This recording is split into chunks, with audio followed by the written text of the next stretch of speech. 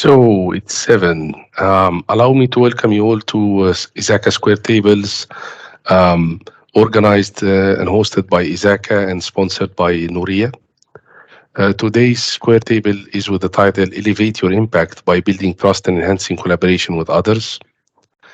I'm your host. My name is Ramzi Al-Masri, and my email is ramzi.almasri@izaka.nl.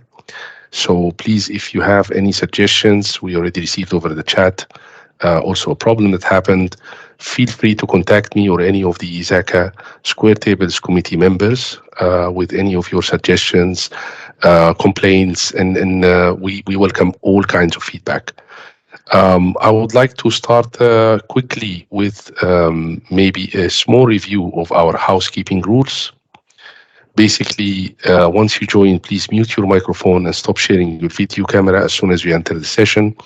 Make sure that your name that appears on Microsoft Teams is the same first name and last name that you used for registration. This is crucial for the CPE points. It's also important to mention that you need to attend 50 minutes at least to get the CPE points. This presentation will be recorded and it will be shared on our YouTube channel. Nevertheless, for the CPEs, you need to attend live. If you have any questions, please use the raise hand feature or type in the chat box. As a host, I'll try my best to help. I would like, excuse me, please mute your microphone if you don't mind, and if you don't mind, turn off your camera. So failure actually to comply will result in us, unfortunately, having to remove you from the meeting. So please do comply. For the questions again, please use the raise hand feature. We will be very happy to help. And today we have an excellent speaker. Just before we go into today's discussion, we have one quick announcement from the chapter. So the Netherlands chapter is actually organizing multitude of events the next period in June. 7th of June, we have a square table. This is the first of its kind, actually worldwide, where security chapters from multiple organizations come together to do a one joint webinar. So it's from Izaka Netherlands chapter, it's from OWASP Netherlands chapter, and from ISC Square Netherlands chapter.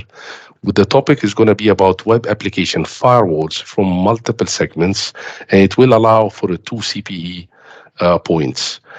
It will, of course, be recorded. This session also will have a live Q&A with the whole session structure. We will be talking about governance, risk, compliance, best practices, and technologies in web application firewalls, which is, let's say, a requirement for a lot of compliancy standards for the moment. On the same day, specifically for our members that are closer to Zvola, we do have a roundtable about open source information. So OSINT, scan, attack, and repeat. The location is Zvola. Both of them are announced on our website. So I would love if you can help promote them, and also hope to see you in one of them, whatever you see more interesting for your, let's say, knowledge goals. On 14th of June, Nuria, our partner organization, the Dutch IT Auditors Institute as its own, is having a roundtable. The location is in Amsterdam, or to be more accurate, closer to Amsterdam. It's Schipholrijk on Schubert Phyllis office. This one is going to be partially or maybe fully in Dutch. It's a study report, ransomware in control. One of the very interesting ones. So anyone who is interested, please go ahead and register. It's going to be a great event. Last but not least, one of our important announcements today. We have sent an email yesterday, 23rd May 2023, about our chapter bylaws, or in Dutch statuten. And it's important that everyone attends as much as they can the roundtable that's going to be in our traditional Van der Valk Brooklyn, where we will hold both a general membership meeting, a nice Borel, and also a small roundtable about GDPR certification in the EU. So let me repeat again, we have 2 events ongoing on 7th of June. One is a webinar, a square table, the first of its kind, It's going to be almost for 2 hours with 2 CPE points between ISACA Netherlands, OWASP Netherlands, IC Square Netherlands about web application firewalls, mainly securing web applications to be more accurate. And in the same day, for people who would like to attend a roundtable in Zwolle, there is a roundtable about open source intelligence scanning, attack, and repeat. That will be hosted in Lumens Hotels. You can check the information on the website, isaca.nl. 14th of June, we have this joint NORIA hosted and organized roundtable in Schipholrijk, closer to Amsterdam, in Dutch. That's about ransomware in control. And again, the most important one for us is a chapter that we would love to see you all there on behalf of the board and myself. It's a roundtable about GDPR certification in the EU, as well as our general membership meeting, the GMM/ALV. And important to check your email. You should have received an email 23rd May 2023 with the revised bylaws or statuten for ISACA Netherlands chapter. Moving forward, we don't have any global announcements from ISACA Global. I would love to introduce our speaker. Our speaker today, Ralou, is a seasoned internal auditor, a board member, coach and mentor, and founder of ERNL, business advisory coaching consultancy. And I would say in the last 2 decades, Ralou has various internal audit roles in well-known international organizations. And as you can see from her small, let's say, introduction, she lived in multiple countries, have a lot of different diverse experiences, not just with the internal audit, but also from living in different countries. Ralou, if you don't mind, can you maybe open your video and join us, please? Hello. I think you're in mute, maybe. Good evening, everyone. Can you hear me? Good evening. Yep, we can hear you. Also, if you would like to take the screen sharing and start your presentation. Welcome to ISACA Netherlands and NORIA sponsored webinars. Thank you very much, Ramzi, and that's always an honor for me to contribute to ISACA community. So thank you for inviting me and for having me here. So let me start sharing the screen and kick this presentation off. Keep the fingers crossed that I do it right first time. It's working fine. Yep, we can see your presentation. Okay, excellent. So as promised, we'll talk tonight about how can we elevate our impact, build trust, and enhance our collaboration.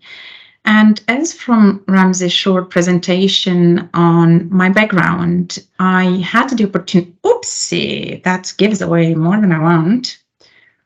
I had the opportunity to work as an IT auditor in various organizations and different countries. And every time I joined an organization or I changed country, I was asked to make an impact.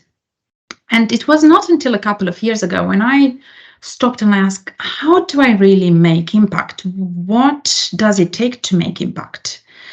And I realized that every time I had to build trust and to collaborate with others to enhance my collaboration. So I'm very passionate about this topic now on how do we really make a difference at our workplace. And I talk every time I get the opportunity about this topic. So thanks for giving me the opportunity to talk about that. And as you are joining this webinar, I suppose you are also asking and wanting to elevate your impact, to build trust and to enhance your collaboration with others, because we do not ever work in isolation. We do collaborate and we work with others. So how would it be if we would not trust others, we would not collaborate with our colleagues at work? So I imagine that it will be something like in this slide. Everyone gets to do something in their way, somehow distaccato, as Italians will say, in a direction or with a purpose that doesn't seem to connect with others. we all work in organization and with others, and we all experienced trusting some people and not trusting others, wanting to collaborate with some of our colleagues and really avoiding the collaboration with other colleagues.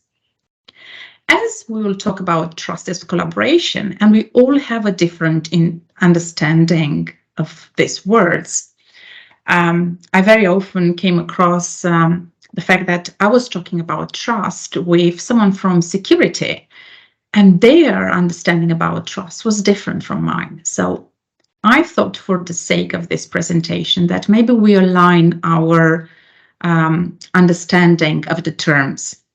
And I went back to basics. I went to Collins Dictionary, and I was really curious how trust is defined in our British dictionary. So what you'll find maybe in the presentation, I realized, is that I write British English, sorry. So if you think that there are some misspellings, I hope they are not, but you'll find maybe some words slightly different written. So I use a British dictionary, and I found that trust is defined like believing that... Apologies for intervention, but for everyone, please close your camera and mute your microphone once you join, if you don't mind. Okay, sorry, it was not for me. I thought something was not going. No, it's not for you. No, but we have a problem. Yeah, thank you. Sorry to interrupt. Please go ahead. No, that's fine. That's fine. Probably everyone had already the time to read something on the slides. So what is trust? Is to believe that someone is honest and means no harm. To feel that something is safe and reliable. To entrust someone with important information or valuables.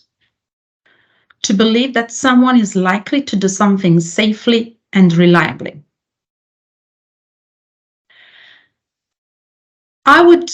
We can find more about trust, but I would keep with these 4 terms. And through my own experience and through my digging in on how do I build trust, when, for example, to bring an example to you, when I moved to France to set up the internal audit department for one of the organizations I worked in France, the French organization I was working for was mainly based on trust. And their understanding of trust was that having controls in place conflicts trust. So at that time I was thinking, how do we talk about trust then? What definitions can we give to trust? So we do this, we understand it, not in contradiction with controls. So I thought T is for transparency. So, for example, it is not against having controls, is not against transparency, is still transparent. We know what we do. R stands for respect and responsibility. We always want to respect each other, but also to have clear responsibilities on who does what. And we will see that later on while I'm going through this presentation, the part of responsibility comes back. U stands for understanding. Understanding is a big part of trust. We need to understand our environment and to understand each other.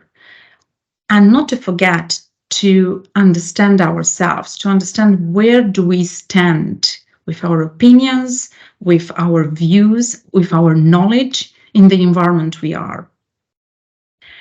S, greatly, I think, can be associated with support and safety. When we trust someone, we do reach out for support and we feel safe to share our vulnerabilities. I recently gave a talk about trust and vulnerability. What does come first? Does trust come before vulnerability, or vulnerability comes before trust? And it was a really interesting debate where we realized that the two are very interlinked, that we need to be open to share our vulnerabilities to create trust. And for those of you who work every day in security, trust is probably what you really work with every day, the trust in the system, but you also at the same time talk about vulnerabilities. They can't exist one without the other. And the last T, which I like very much, especially for the auditors, is talk the truth. There is a lot of power in talking the truth in any situation and standing up for what we think is right. Now, if we will take this as not a definition of trust, but an acronym of trust, what trust includes, let's say, some of the aspects of trust. The next question will be, how do we build trust? What does it take to build trust? To build trust in organizations, to build trust in teams, and to build trust in each other's. Now, as during my career, I also took the opportunity to become an organizational coach. And very often when I had to coach colleagues at different levels of their career, the trust element was very, very high in our relationship as coach and coachee. Because if there was no trust, there was no opening up. And for me, it was always the question, how do I establish trust? And not only in the coaching relationship, but in general, as an auditor, how do I establish trust? As a security specialist, how do you establish trust with the others? And the elements I will present here on how we build trust are, let's say, a series of elements that I put together over my career, my reading, my studies. You find them through various maybe collections of readings, but I will not cite any specific one because you will not find it in one specific place. Probably you'll just find it if you read my article on Isaac Hennell about how to elevate IT auditors' impact, because are coming from that article. My big element in building trust is active listening. Active listening is maybe underestimated, and we maybe think that we are listening well. At least I thought I was a very good listener as an auditor. I thought I was trained to listen well and I was doing it right. I was very confident I was listening well until I've been trained as a coach, as I said, and I started realizing and I learned that listening is not only with my ears. Listening, active listening is with all my senses, is with my eyes, with my feelings. What feeling do I get when I listen to what you tell me? Do I have the feeling that you tell me everything? And that can be perception, but sometimes that counts, especially when we filter it right. So active listening is listening beyond the words, is going to see what happens with the person when they speak about whatever they speak. How is the color of their skin? Do they turn their head on the side? Do they come with their eyes down? Do they feel they want to hide anything? This is particularly important when you have any investigations to do in, I don't know, security investigation or audit investigations. When you keep active listening at a very high level, it is when you really, really are present and you can ask the right question, not a question you prepared to ask, but a question that seems right based on what you listen to. My next one linked to active listening is holding the space. Every time I talk about holding the space, I get the question of what do you exactly mean with holding the space? What exactly I mean with holding the space is feeling comfortable with the silence moments. Exactly what I've done now. I've just took 2 seconds of silence. When I started practicing holding the space, I felt incredibly, incredibly uncomfortable as an auditor because I had my list, my audit program, and I was auditing, and I was asking the questions. And when my auditee was finishing the answers, I was going to the next one. And now suddenly I was practicing holding the space, and I was posing. And I was like, he will think, or she will think, I don't know what to ask next. And they will think I'm not prepared. And I also been learning and trained while holding the space. The next thing after holding the space is not to ask my next question, but to ask a very powerful question, that is, anything you would like to add, or anything you find important that you'd like to say more about this, whatever this was, and was linked to what that person was saying before, and hold the space for a couple of seconds. This is incredibly powerful because it shows that you respect the other's time to think and speak, and you listen.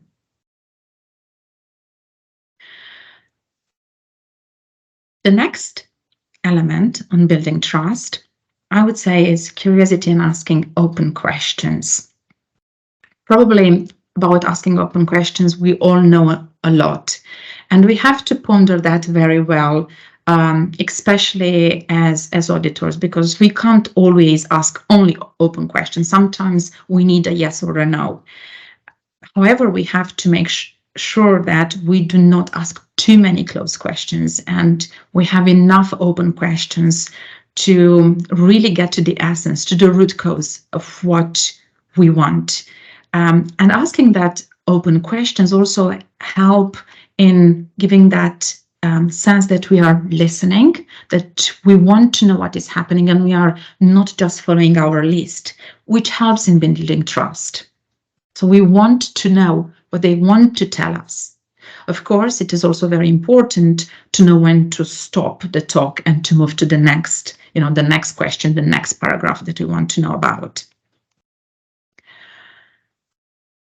The next element on building trust, I would say, is to consider adopting a non-judgmental attitude. I would like to make a clear difference between non-judgmental attitude and having a professional judgment. We are called to have a professional judgment, so there is no doubt that we have to have a professional judgment. Having a non-judgmental attitude is very different. Is being aware of our biases, whatever our biases might be, and catching our own thoughts when we slip into judging, into not keeping an open mind, into maybe going quickly into asking a closed question because we made a judgment and we are not curious enough about asking an open question. So let's pay attention to that non-judgmental attitude that is different from having a professional judgment. I would go to the next element in building trust, which I think it is incredibly important, is empathy and emotional intelligence. I think in the last years, we heard a lot about empathy and emotional intelligence, about how we can be more empathic at work, how we can show more emotional intelligence, how we can enhance our emotional intelligence to read our environments. It is probably never enough for ourselves as individuals to work on that.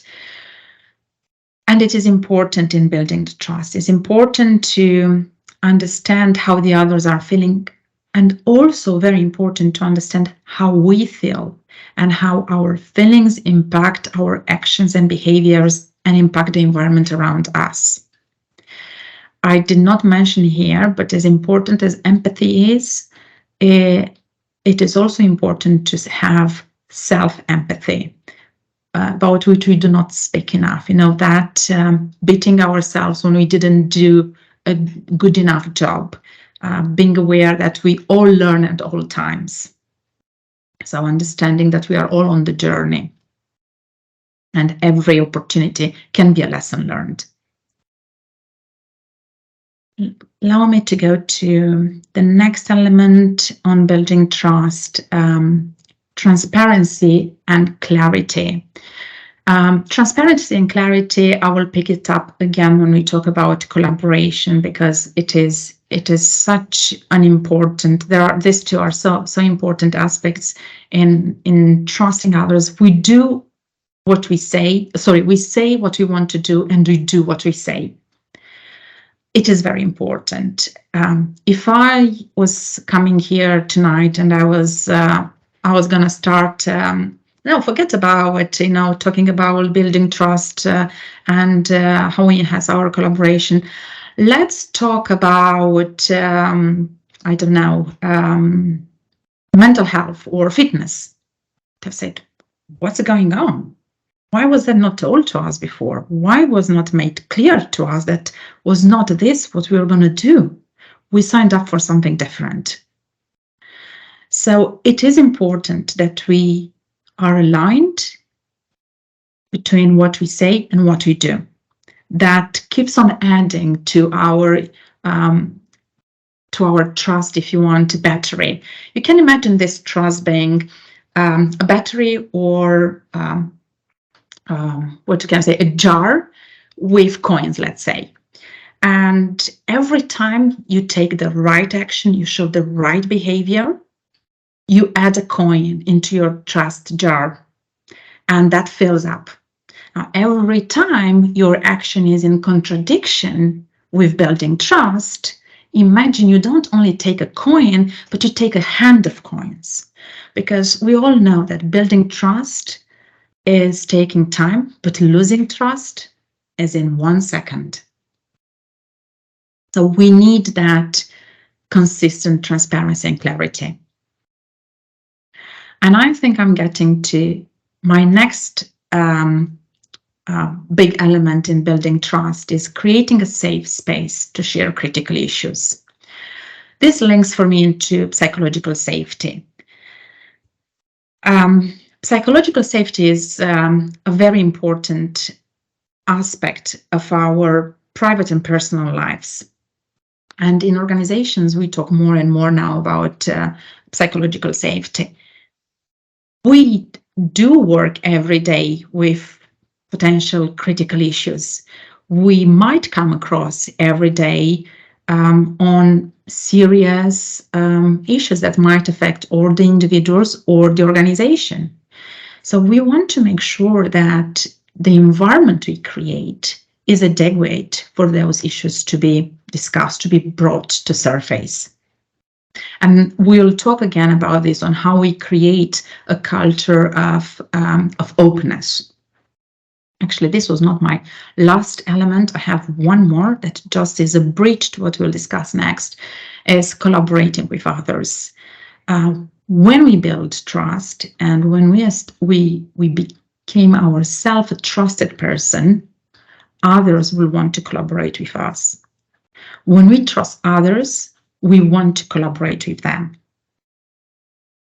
So trust is a bridge to collaboration. Can we have collaboration without trust? I put this question to you, and maybe you want to answer in the chat, and we can discuss it a bit later.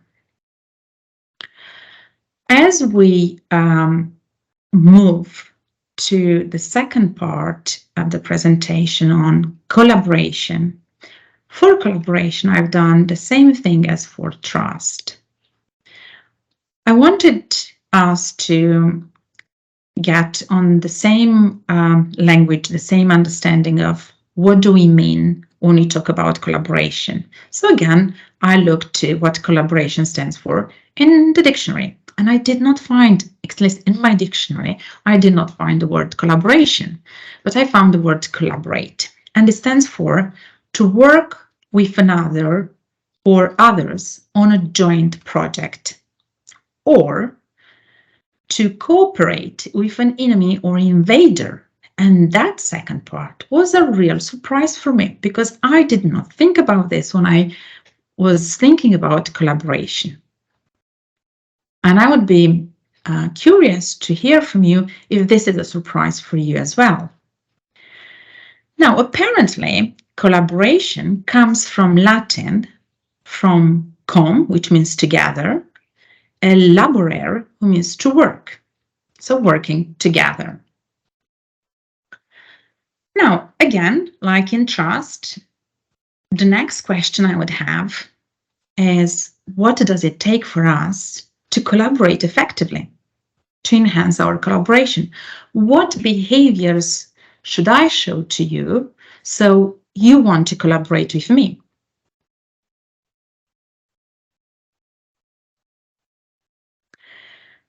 When I've been asked to go to France and to set up an internal audit department and an internal control culture for the French organization, I had to collaborate with many functions. And I was not speaking French. As you can imagine, maybe some of you are already having a smile on your face. I can't see that. That was not an easy thing. And I had to take a step back and to think, now, how am I going to make people collaborate with me? And make sounds a bit forceful, but how do you get people to collaborate with you? How you collaborate with others? First thing, apparently, is to identify a shared purpose. And at that time, I did not think about that. But looking back, things make more sense. We actually did that, but without having the intention of doing it.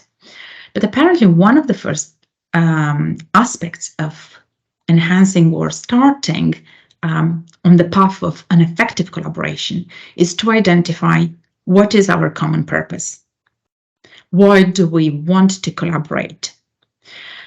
And that really made sense to me, especially when I read the definition of collaborating with an enemy. I suppose I will not easily collaborate with an enemy if I will not have a shared purpose. And I can think to many situations where I was seen as the dark side of the organization.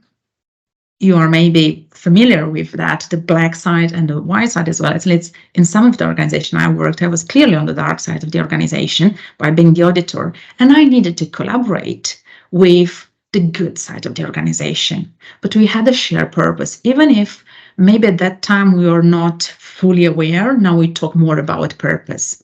We had a shared goal. We were driving towards the same results. After having a shared purpose, we need to define clear roles and responsibilities to set our boundaries. You want to know what I'm responsible for. I want to know what you're responsible for. And we also want to know that we do not cross each other's boundaries, that we have respect for each other's responsibility. And that, if you remember, links into one of the aspects of trust on respect and responsibilities. We make sure that we have clarity on this. The next element of enhancing collaboration is cultivating a culture of openness and transparency. You want to trust me that I'm open and transparent. We spoke about transparency and clarity when we were talking about trust. And we want to know that we can rely on each other. That, again, it is what we say, it is what we do. Is the same when you work as a security specialist or an auditor or any kind of specialization you have. Openness and transparency is very important in collaborating because we can rely on each other then. What else do we need to enhance our collaboration and have an effective collaboration? I would say we need a safe and judgment-free idea sharing culture. Now, we probably all have been in meetings and in settings where we had to brainstorm. And some of the colleagues will come up with ideas and someone will say, yes, but that it is not possible because. Yes, but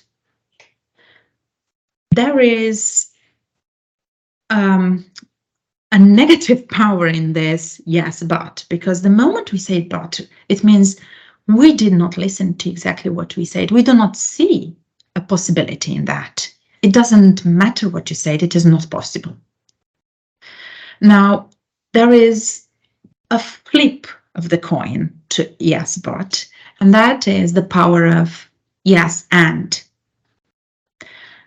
Yes, and how do you think that can work in this setting? Yes, and how can we make that possible? Yes, and whatever. We do not judge the idea that was brought in. We look for possibilities on what it would mean if that idea is embraced. And sometimes it happens that that idea specifically is not embraced. But when we use the power of yes and, we ended up with an idea that started from there and developed in something that really works. So keep in mind this, the power of yes and instead of the canceling of yes but, when we want to really have effective collaborations. The next element, of course, it is almost a given, an encouraging collaboration across functions. Working with our functions can be a real pain sometimes. I'm sure you must have experienced it at least once, if not daily. When we keep an open mind, when we go to tick the boxes from above, understanding our shared purpose, understanding our roles and responsibilities, understanding our boundaries, having a culture of openness and transparency, having that safe and judgmental-free culture, working with other functions can be really empowering and can bring us solutions and ideas that we will not find otherwise. We will not find only within our function. And this is because there is power in diversity. There is huge power in diversity. And only by getting out of our perimeter, we'll find those different perspectives. So keep this in mind. Collaborating with other functions can be easier under certain rules and circumstances, and maybe look to tick the boxes from above. The next element to enhance our collaboration is linked into establishing a learning environment. Mentoring and coaching. Why is that important? It's probably obvious, right? As once we are in an environment where making mistakes is okay, we'll learn faster.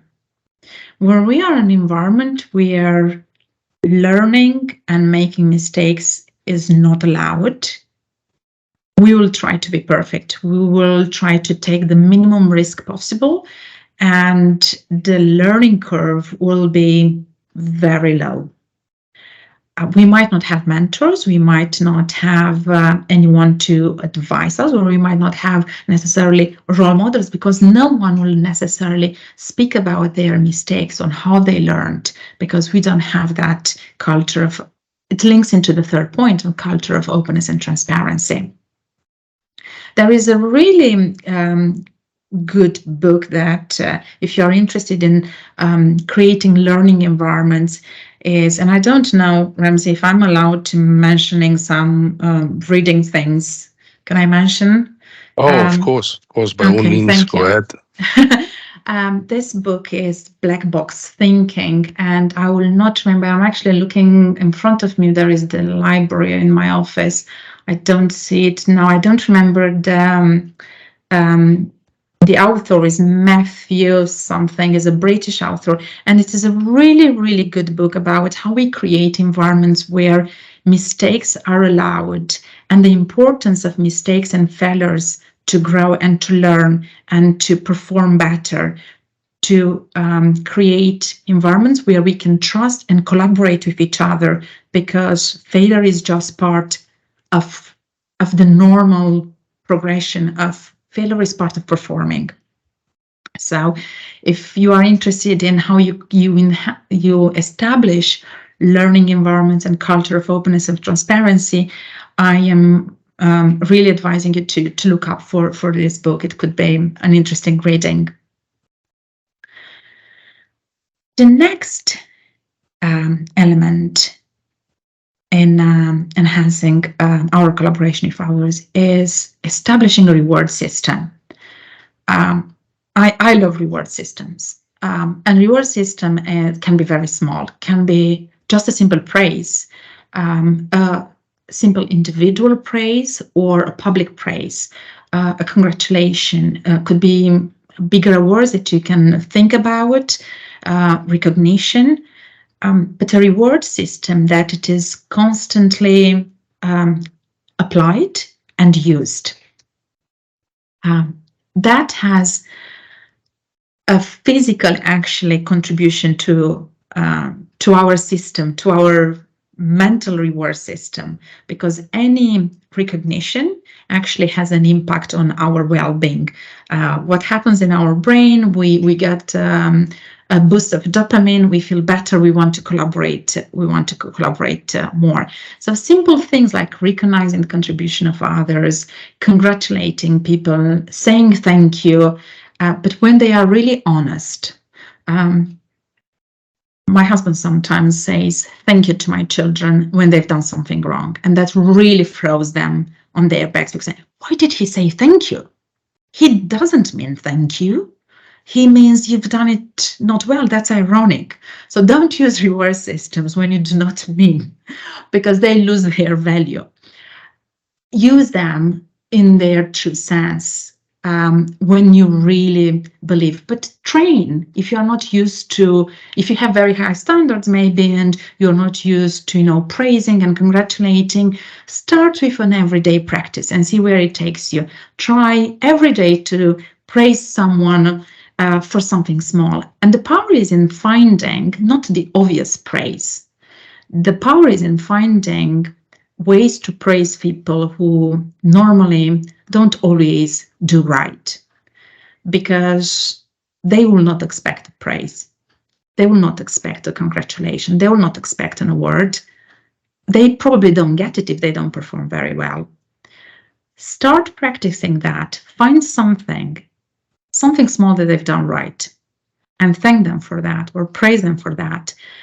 Do that for a couple of days and see if there is any shift in their behaviors. My experience tells me that the way they change in their contribution to the team or to the environment starts to be seen after a couple of praises. It just changes the way people feel and behave. A reward system. What next? What can we do next to enhance our collaboration? Establish communication channel. Communicate often and clearly. I think that cannot be emphasized enough. Communicate, over-communicate, re-communicate. Communicate on the shared purpose. Communicate on which are the roles and responsibilities and which are your boundaries. Remind everyone about the fact that you want to have a culture of openness and transparency, but only using the words is not enough. You have to act on it. You have to match that with the right behaviors. Embrace this yes and culture, judgmental-free idea sharing environment where people can come up sometimes with ideas that seem a bit silly or maybe not really the right thing at the right place.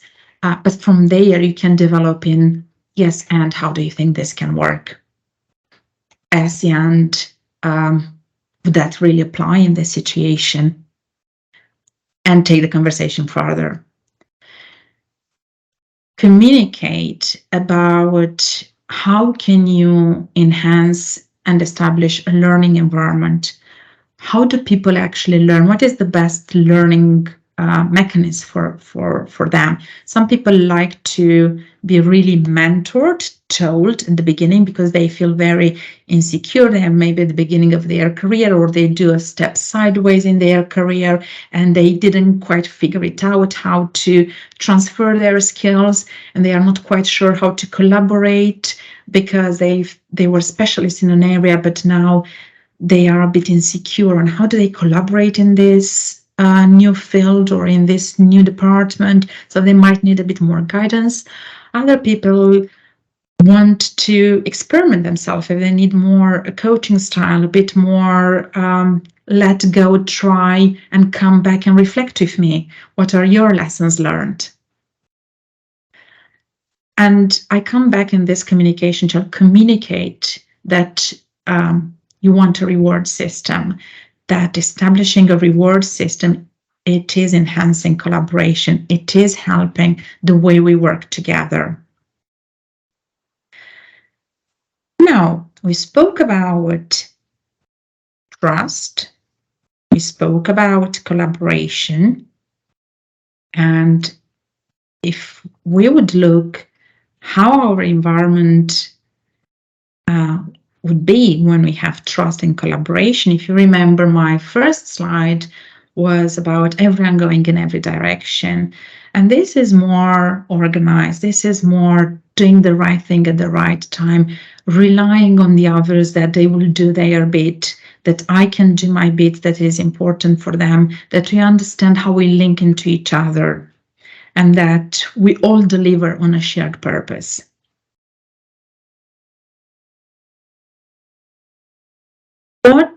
How is this linking into elevating our impact, you might wonder? Now, I have a math background, so I like to play with behavior patterns and to move from maths to, psychology a little bit and say, okay, if I want to create a formula on what elevate impact would be, how do I elevate my impact? My formula would be awakening personal awareness, plus understanding the environment, plus the knowledge and abilities, multiplied everything on behaviors. I put a lot of emphasis on behaviors. And why I put emphasis on behaviors? Because I think we have a choice on the behaviors we choose to have for the impact that those behaviors create on our environment. And those behaviors are becoming very powerful when we do them purposefully, when we are really aware of how our behaviors are really impacting our results. And then we can really say, okay, we choose to purposefully build trust within our team, within our organization, and how do we do that? And we purposefully choose to behave in a certain way to build trust. The same with collaboration.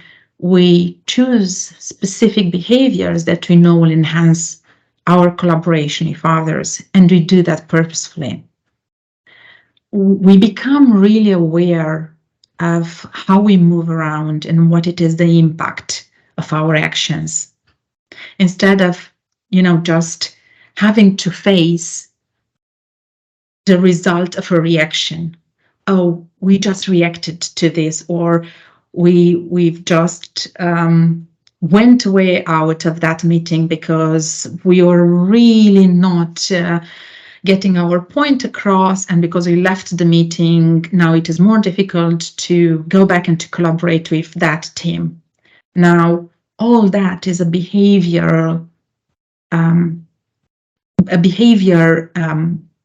action, a behavior thing that impacted on our own impact. Because we choose to have that behavior, we have a certain impact. And the impact might not really be the one we have. The question now that comes probably obvious as the next question is, what behaviors do we choose to make impact and I just see I put to have, to make impact, to have impact, or to make, but not both. So what behaviors do we choose to make impact? What will be the behaviors you will choose to make impact? I will like, maybe before we end, that we use a Mentimeter and allow you to share with me some of the behaviors you think you'll use to elevate your impact, to build your trust. But before we go there, I would like to know maybe if this is the right time to answer any questions in case we have questions on the chat. I don't see any questions on the chat, but for our audience, please feel free to send questions, or maybe raise your hand and we can unmute you so you can ask a question directly. Okay, then if we don't have yet questions, may I please ask you to see if you can use this QR code or insert the code in the slide in the Menti.com website and see there, what would you choose as a new behavior maybe, or a behavior that you used to do and you forgot to do in the last couple of months, weeks, that maybe tonight you reminded yourself of, because I don't pretend that what I've said tonight, it is new to you. It might be just a reminder, a more, purposefully put reminder of things that you knew about, and you find, oh yeah, this it is actually what I can do in order to enhance my collaboration, or to build more trust, or to elevate impact. While you are doing this, I will stop my presentation and go on Mentimeter to see if we get any answers. Oops, here. Actually, I will leave the presentation there. I can see in here. So just a small reminder, if you can join the Menti.com, insert the code or scan the QR code, share with us your opinions, that would be really nice. Oh, I can see already some answers coming in. Oh, let me put this up. Let's see if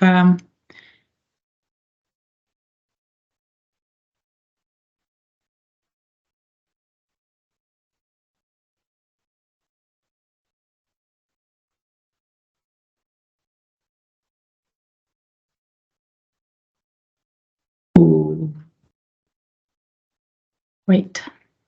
I think you were on the right tab, the first one. It looked like it had the answers. I think it's this one. Yep. Yeah. Cross-function collaboration, more yes and far less but. Be more quiet and speak more slowly. Beautiful, this one. We tend to speak very fast when sometimes. I did find myself sometimes speaking very fast, not wanting to take too much space maybe, or time from the others, thinking that maybe what I wanted to say was not as important. Be aware of the environment, active listening, be more transparent and calmer in my communication with colleagues. Connect with your stakeholders on a personal level. Beautiful, this one. Step into their shoes and listen actively, work towards shared purpose. Give more compliments. Compliment more often. Yes, but, yes, and. Yes, from yes, but to yes, and. Improve my active listening. Define a clear purpose, judgment, reward system, and communication channel. Active listening is mentioned a lot. That's very nice. Give more compliments, compliment more often. Define clear purpose, judgment, reward system, and communication channels.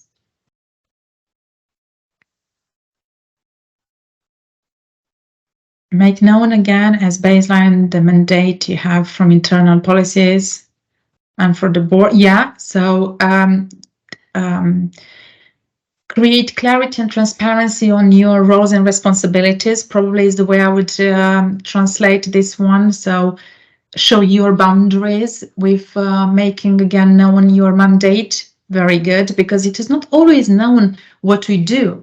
And what I also find important here is find our shared purpose, shared goal between functions. Like internal audit has, for example, IT auditors, they have a common goal with the security function or the compliance function. There is a shared purpose in that. And I was talking for a conference, for a GRC conference, about how to define our shared purpose between the defense line. We don't call them defense lines anymore, but between the defense line in the old system, between the different compliance layers and the assurance functions. How do we identify our shared purpose? That is very important because it keeps us on the same direction, focusing and looking towards the same direction. First, listen, summarize, and react. Be conscious.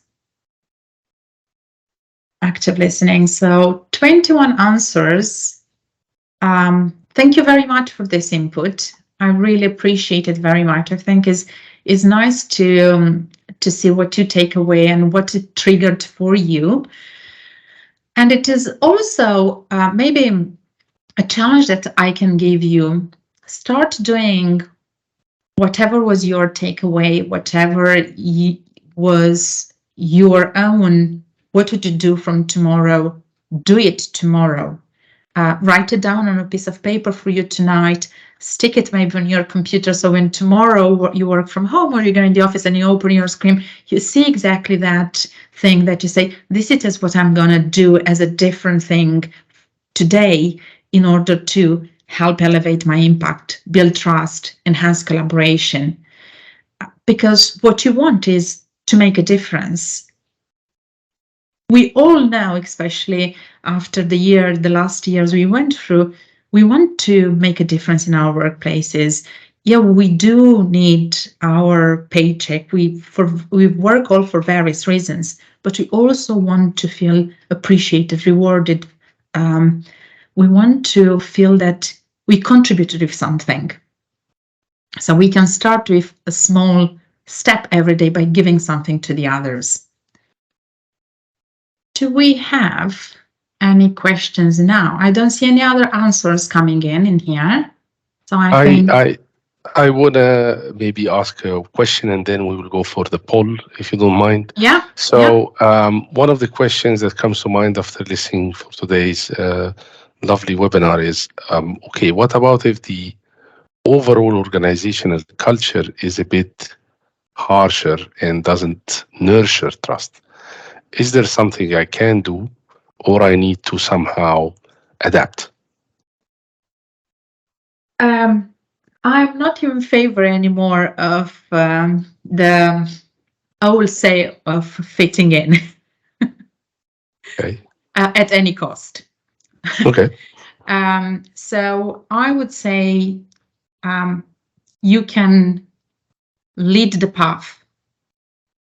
We think sometimes that we are too small to make a difference, and that if the organization is so big and it doesn't have the right culture, we can't change it. Sometimes that it is true.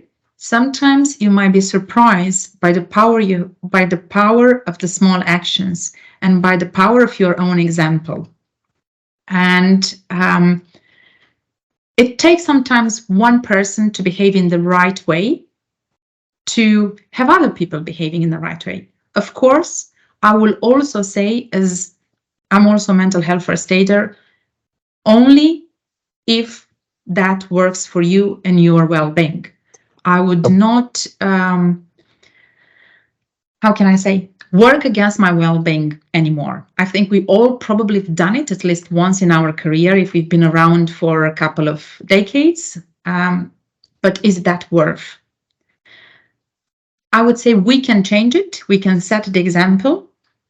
If the negative and the lack of trust and the culture in the organization is so unsupportive, so rooted that you can't really make that shift, yeah, you have to look what it does to you. Oh, okay. That's, I think, the best giveaway, is that if the culture is not really flexible to change and enhance, then yeah, we have to look somewhere else. Yeah. So, any questions before we open the poll, if you guys don't mind?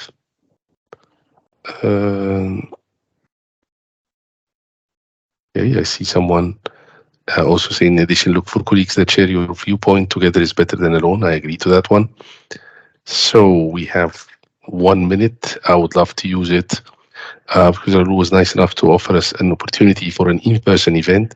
So I'm going to send a small poll that I would love to see you all hopefully respond to.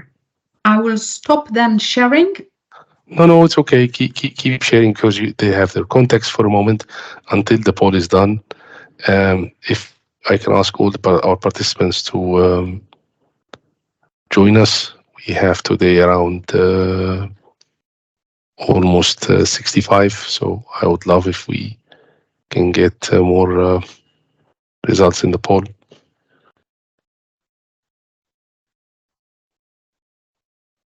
We have 22 responses till now.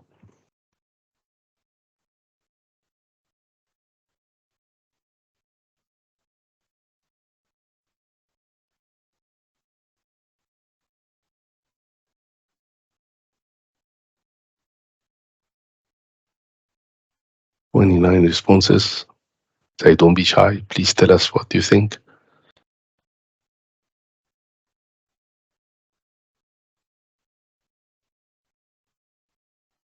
Still missing around 35 responses. So if you would be nice to share with us your opinion quickly, that would be really great. Thank you.